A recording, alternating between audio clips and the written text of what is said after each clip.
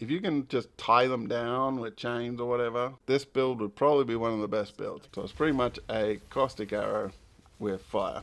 Okay, Righteous Fire, is it any good or should you just play anything else?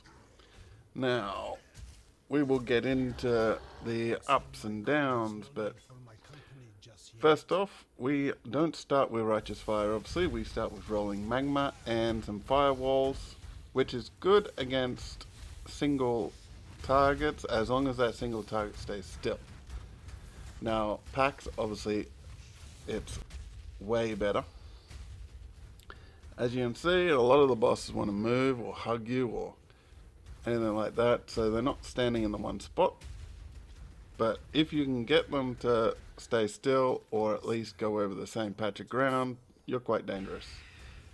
Merville is one of the ones that you can pretty much guarantee that she's going to stay in the same spot for a lot of the fight. So the fight ends up being quite easy. Then Rolling Magma builds up to a point where you reach a level where it starts dying off.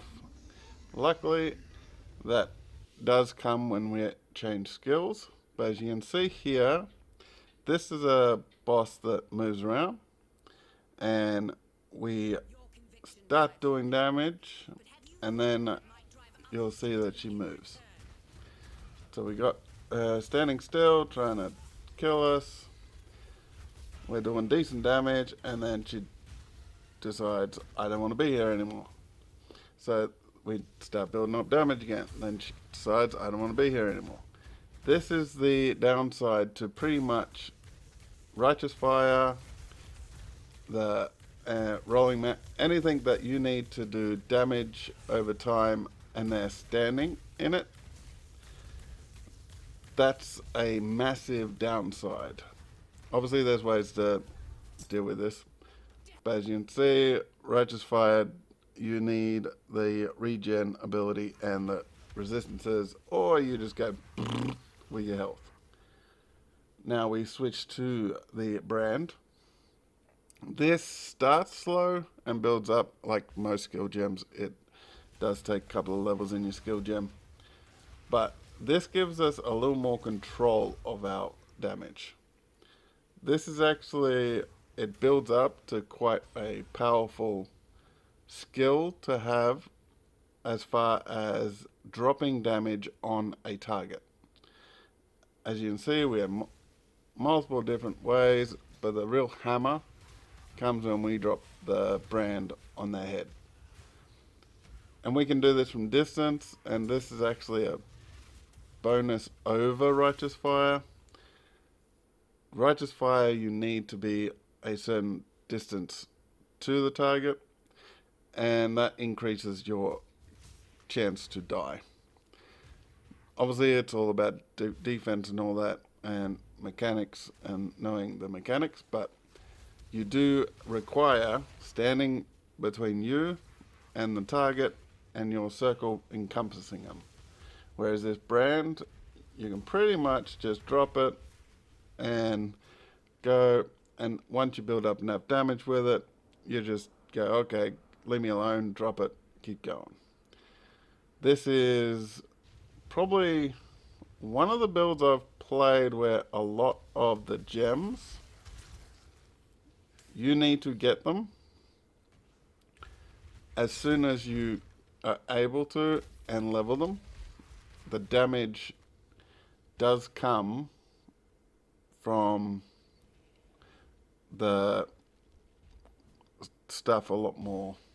I've played other builds where the gems just enhance your weapon or anything like that, but the fact that we're doing damage to them as long as they are standing in our damage is sort of the negative to this kind of build. Not just Righteous Fire, like anything you have to put damage under them and they have to stand on it. Obviously, game mechanics, they don't necessarily want to just create bosses that stand still. So there are certain phases of pretty much anything that will try to punch you in the face, so they'll stand still. But yeah, the being righteous fire with the circle around you limits your actual survivability versus a distance, because you can look at some of the caustic builds with the ranger and the pathfinder and all them. You can pretty much look at the damage that they do. They put the damage on the ground, the target's got to stand on it, the target then takes poison and chaos damage over time. This is pretty much the same thing with fire. So it's pretty much a caustic arrow with fire, except for you got a cool little ring that once you get to a decent level, you are only concentrating on boss damage. The little everything else, you're just running through the map with your shield charge and your righteous fire, and you're not caring about the little guys. It's only bosses. Once you get by the end of the campaign, you really don't care about anything other than, am I doing enough damage to this boss? Now, this guy, Dominicus, stands still, so he wasn't much of an issue. It's just defense. This guy, he doesn't necessarily jump around, but when he does, he then stands there and tries to punch you in the face a lot. So he dies quickly. And then the next guy in this bit, you'll see the downside to Righteous Fire.